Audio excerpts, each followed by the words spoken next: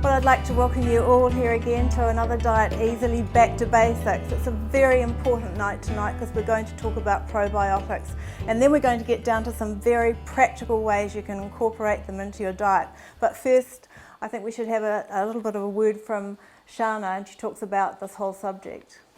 Well, my generation generally won't ferment foods to preserve them. We can them, we buy them from the supermarket frozen, or we put them in the fridge. And so we'd only ferment foods if we knew about the nutritional benefits of doing that. I mean, did your mother ferment foods? She did actually. She had these 2 crocks in the whole cupboard full of beans, and I doubt she knew she was doing probiotics. I think she had no freezer, and that was how she preserved things. And I think that's what she did. So no, I don't think so. Grandmas did it. So when we ferment foods, we're actually using the good bacteria to help us in that fermentation process, and then we're eating them and taking them into our bodies. And microbiologists actually studied the guts of healthy people compared to sick people, and they found that the healthy people had a different gut microflora than the sick people, and so they coined the term probiotics, and that's what we're going to be talking about tonight. So the first thing that I would say if I was going to be talking about probiotics is that they are pro-immunity, and probiotic actually means pro-life. So the most important thing is that they're pro-immunity. And one of the reasons why they are pro-immunity is because they form a protective lining, like a blanket, on your gut, and they just do a whole lot of things in the body. And most people just don't understand the relevance of your gut health and the bacteria that inhabit your gut to your immunity and your health in general. And some scientists even say that the majority of your immunity is in your gut, which is quite amazing, really. I think it's like up to about 80% of it is in and around your gut. So that's how important this is. So what we need is good bacteria, or the probiotics in our gut, to be inhabiting our gut if we want to have good health. So that's the most important point, is that probiotics are actually really important for our immunity. I've heard, Shana, that there's between 2 pounds and 5 pounds of these things inside of us. That's over 2 kilos of them, and as you can't see any individuals, that's an enormous amount of bacteria activity. What are they actually up to in there? Well, they're up to a lot. I was amazed at how much they're up to. And there are over 400 studies in the scientific research about what they're doing in there.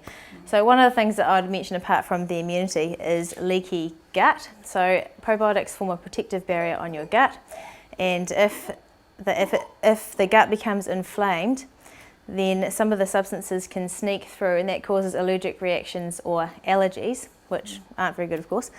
So yeah, it can help with allergic reactions and allergies. So did many people have allergic reactions, say, in your day, or in my quite a few day, years ago? because I'm so old? Well, when I was a child at school, I can remember that in the whole of the school there was one child with asthma, and it was so, we didn't know anything about it, and eczema unheard of, and these things just weren't around 50 or so years ago. So no, there wasn't much then. So the cause of allergies is definitely multifactorial, but we do know that probiotics can help. And I've got an 8-month-old little girl, and I'm weaning her at the moment, so I'm introducing a lot of new foods into her gut, which actually isn't fully working or established yet.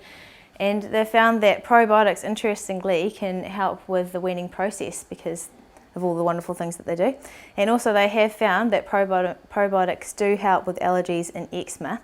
And in one study looked at children who are at risk for eczema, and when they were given probiotics they had a 50% reduction in the eczema. So they definitely helps with all of that range of area as well. But one more common problem that we'd have if we didn't have, say, eczema or allergies is nausea, vomiting, diarrhea. And when you've got 4 kids, that can be annoying, and you've got to deal with all this coming through your household. So probiotics can help with that as well. One of the reasons why they think it helps is because it forms that protective barrier again in your gut, and actually the good bacteria kind of lodge into your gut, and they stop the bad bacteria from lodging, and of course they boost your immunity. Shana, is it true that they do more than just protect the gut? Do they actually contribute to our nutrition? They definitely do. They actually synthesize or make nutrients, and they make nutrients more bioavailable, which means we can absorb them into our bodies. So one example of this is yogurt, where the probiotics make or synthesize folic acid, niacin and riboflavins. That's good. And if you've got lactose intolerance, which is quite common, they do digesting themselves and they break down some of the lactose, which is the milk sugar, with lactase. So what can we practically do, Shana, to get these working properly in our system?